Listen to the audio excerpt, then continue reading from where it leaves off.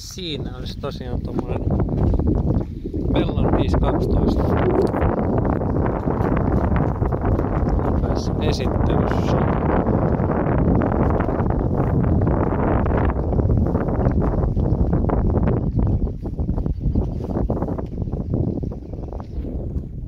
Takaa löytyy hyvät tilat. Tai hyvät tilat vesiurheiluun ja pääsee nousemaan kyytiin ja kiinteälle tankille täyttöpiste. Ja löytyy myös tommonen Bimini-toppi Kuamu tuolta omasta Kuamutallistaan.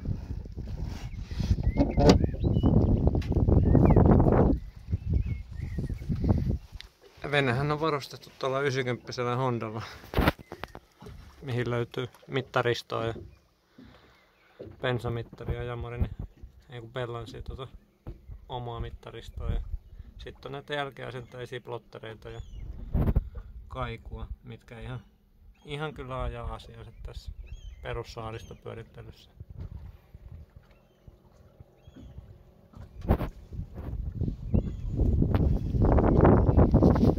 Tavaratilat löytyy tähän tästä parit pienet keulaboksit, mitkä jatkuu tänne pulpettien alle ja nokassa on tosiaan sit köysi ja ankkuriboksi, niin sinne mahtuu sellaiset. Penkit on täysin ehjät jo alkuperäistä verhoilun jälkeen.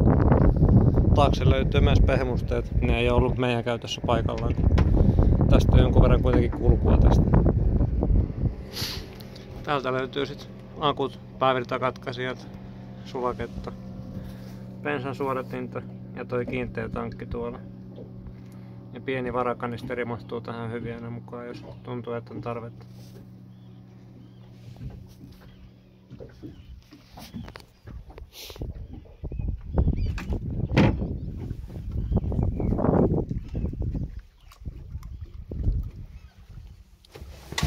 Veneessä on laitettu myös jälkiasennuksena tämmöistä virran ulosottoa, mistä löytyy sit akun varaustila aina milloinkin.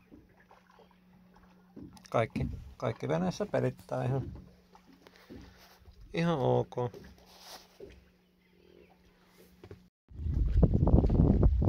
Kuomu on tosiaan kankaan puolesta ja virheettömässä kunnossa.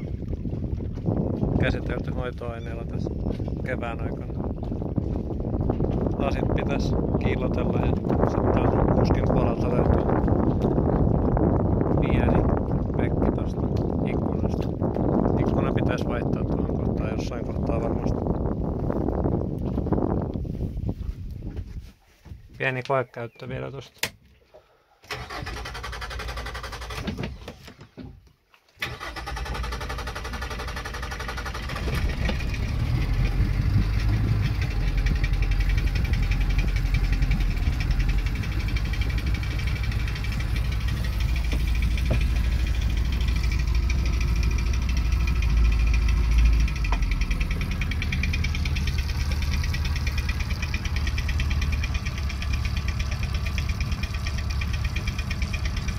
Honda on vanha, mutta hyvin lähtee käyntiin ikäisekseen vielä.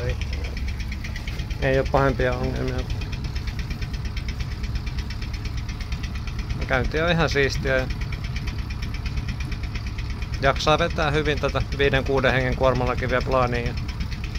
Huippunopeuden vesiurheiluunkin ihan riittävä tällä koneella. Kuitenkin pieni vene kyseessä.